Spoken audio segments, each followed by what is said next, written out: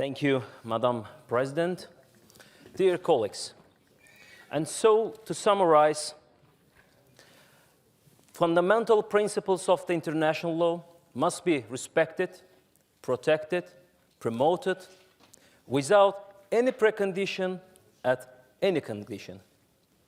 Why I'm starting my speech today with a conclusion? Because we all may have different political views. We may follow different political ideologies. And it's also quite natural, we all may have different national interests. But in the end, despite these differences, we all shall come to the same conclusion.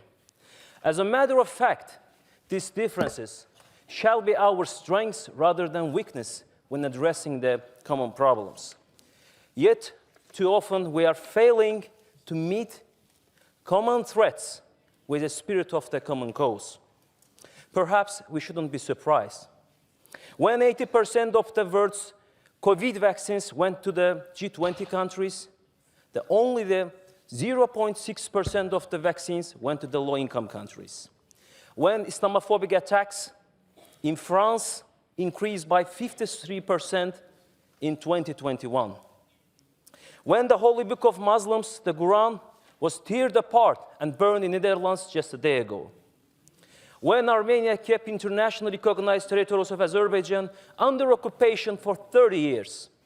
When Armenian armed forces brutally murdered 613 civilians in Khojaly just one night. When Armenian First Lady attended a PR event on women in Tehran, where more than 500 women were murdered.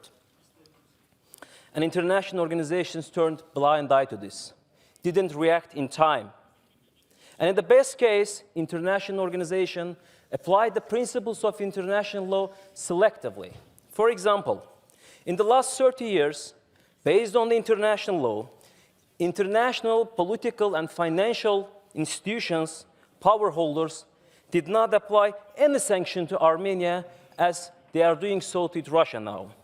This shows that even the violations of the territorial integrity of independent states are being treated discriminatively.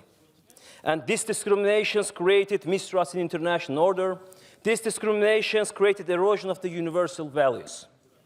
Since I started with a conclusion, and I believe it's better that I finish with an introduction to an unjust world, where the double standards are just primary values.